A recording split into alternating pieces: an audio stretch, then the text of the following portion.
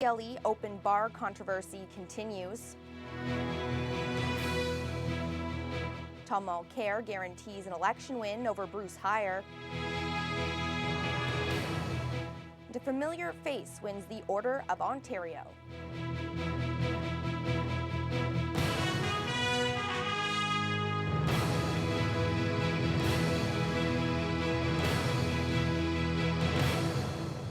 Good evening and thank you for joining us. The Canadian Lakehead exhibition held their annual general meeting last night. And although the CLE's controversial open bar policy was not on the agenda, it did make an appearance. Early in the meeting, a motion was made by Steve Clearwater to discuss the open bar policy, and it was seconded by Kathy Thompson. But the motion was shut down by the chair, even though the members were within their rights to add it to the agenda. Later in the night, the original catalyst for the open bar fireworks controversy, Linda Gamby, who is back on as a member, brought up the issue. But she too was told the topic has no place at the meeting. For me tonight was, of course, the bar. We were closed right down from the beginning. As you can see, they went in and got an application to have a bar open here tonight, and I guess at the last minute decided not to have it open. It's always been for me about the bar. It's a liability issue, it's a social issue, it's a responsibility issue. As you would have seen tonight, we were closed, shut down right from the beginning. I would think that at the next meeting the report will come in terms of really addressing those questions. But the one outstanding issue that many people have said, why are the people who are complaining about this the most still have their bar keys? Also at last night's meeting, the board elected Danny Moza as its new president, replacing Rita Stoger, who stepped down after 2 years. Moza says his main goal is to bring in better entertainment to this year's family fair. As for the open bar policy, Moza says they're going to ask their management committee to review it. Well, the bad blood continues between federal NDP leader Tom Mulcair and his former colleague Bruce Heyer. Heyer quit the party in 2012, becoming an independent and later joining the Greens in December. Mulcair was in Thunder Bay yesterday, where he addressed harsh comments towards Heyer. Mulcair also guaranteed an NDP victory for Heyer's riding in the next election. Rochelle El-Soufi has the story. I was flattered that he came all the way here to involve himself in Thunder Bay Superior North politics. NDP leader Tom Mulcair stopped in Thunder Bay as part of a national tour of kitchen table discussions, and he didn't hold anything back when asked for his thoughts about former NDP member Bruce Heyer. Frankly, I didn't find him very reliable, and he's proven me right since then. He's not reliable. Heyer met us in our studios to respond to Mulcair's comment. Unreliable, yes, Mr. Mulcair cannot rely on me to park my brain and my voice at the doors to the House of Commons. Mulcair added that people are very upset at having voted for one party and seeing that taken away from them on a whim from one individual. And he's very confident the NDP will take that riding back. So I can guarantee you we'll be taking that riding back. Because if he owns this riding, it's not Mr. Mulcair's riding, it's not my riding, it's the voters' riding. The voters will decide in the next election. Somehow Mr. Heyer managed to convince himself, since he left our caucus, that this somehow had something to do with the gun registry. It did not. That is simply not true. Heyer says Mulcair's party is way down the polls, which is why he is frustrated. I think the clip shows he's kind of an angry and controlling man, and I can't do anything about that. We asked Heyer if he had a realistic chance as a Green candidate in this upcoming election. He says he's the same person he was a month ago when he was an independent MP, and he'll let the voters decide who should best serve the riding. The next election will be October 19th, 2015. Rochelle El-Soufi, TBT News. The city is looking to borrow more than $8 million to complete the next phase to four-lane the Golf Links Junot Avenue corridor. The first phase between Oliver Road and the Harbour Expressway was completed last year at a cost of around $7 million. That money came from the city's reserve fund. Now the city is looking at paying for phase 2 between Oliver Road and John Street. The first option is borrowing $8.2 million through a debenture. The second is a $5.2 million debenture and taking $3 million from the Renew Thunder Bay Reserve Fund, money set aside mainly for the new event center. City staff will recommend the first option at council on Monday night. The four-laning project will be part of a larger discussion on the city's debt management strategy. Terry Fox's legendary run ended just outside of Thunder Bay on September 1st of 1980. And Fox's family recently said they're looking for a permanent place to keep all the memorabilia. Some have suggested the Terry Fox Lookout, but the city's tourism manager doesn't think that will work. Mike Albanese explains.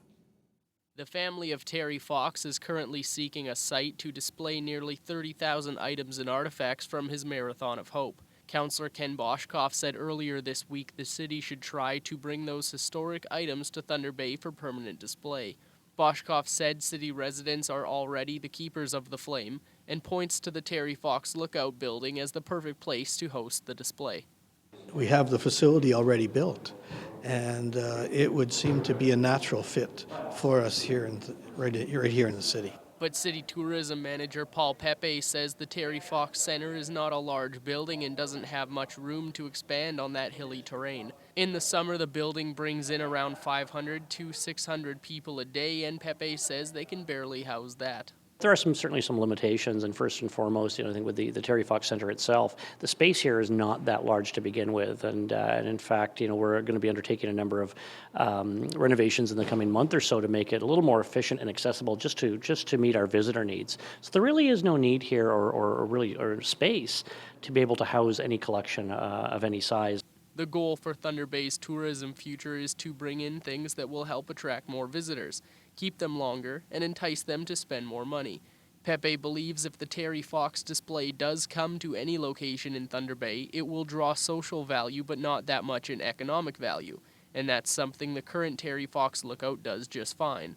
The monument itself is very well done. This is a very important place for a lot of people, and the story of Terry's legacy to Canada and to Canadian history is respectfully and adequately told in the current form.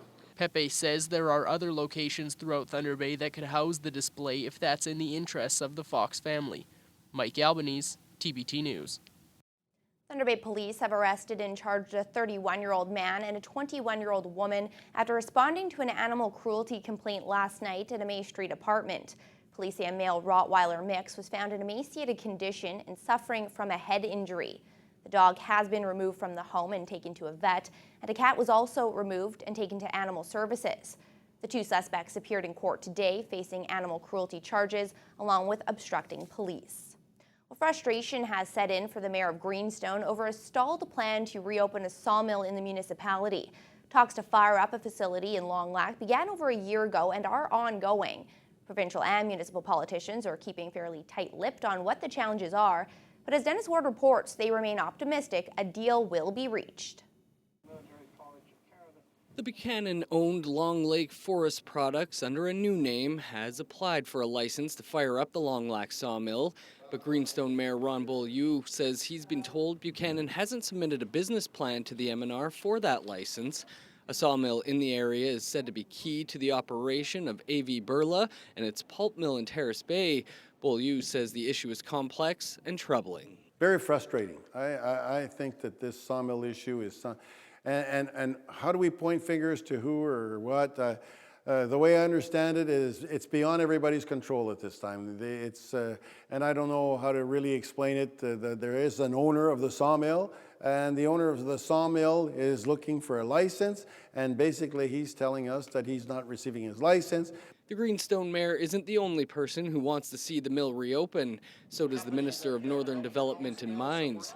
Michael Gravel says the Long Lac facility has a valued role to play in conjunction with the Terrace Bay mill, but there are issues around the use of the forest and financing. It's not always more complicated than it should be, but sometimes it is, and this is probably an example of that being a number of factors at play that require us to make sure we get this right, and we're going to make sure that we do, so that indeed when the operation hopefully is reopened, it will stay open. Gravel has said in the past there will be no financial assistance from the province for the Buchanan Group if it reopens the idled sawmill.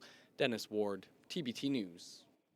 Former Liberal leader and Thunder Bay resident Lynn MacLeod was one of 26 people presented with the Order of Ontario this afternoon. MacLeod started her political career as trustee and chair of the Lakehead School Board. She then served as MPP for the Fort William and Thunder Bay Atikokan riding from 1987 until 2003. She was the first woman to become leader of an Ontario political party when she led the Liberals from 1992 to 96. The ceremony came one day after MacLeod was the guest speaker at a Women in Politics luncheon in our city. Some of the other people honored this afternoon were movie director David Cronenberg and hockey great Paul Henderson. Well, the big prize in the Save a Heart car raffle was handed out today. Tickets for the raffle were sold through Balmoral Park Acura, and the grand prize was a brand new Acura ILX donated by the dealership. And it was Ted Klisnik who had the winning ticket. But rather than keeping the new ride for himself, he gifted the car to his son. All the proceeds from the raffle, totaling around $41,000, go towards the Northern Cardiac Fund. It's an important event every year, an important raffle, raises good money for cardiac. Cardiac program is very important to Thunder Bay. We're moving on to the next step of open heart surgery, so funds raised here are going to help implement that program in a few years. I support local draws only that support local charities and good events. This one was special because it supports cardiac care, and that is meaningful to me. The total amount raised through the raffle over the past 4 years is just shy of $170,000. All of the money raised stays in northwestern Ontario to fund cardiac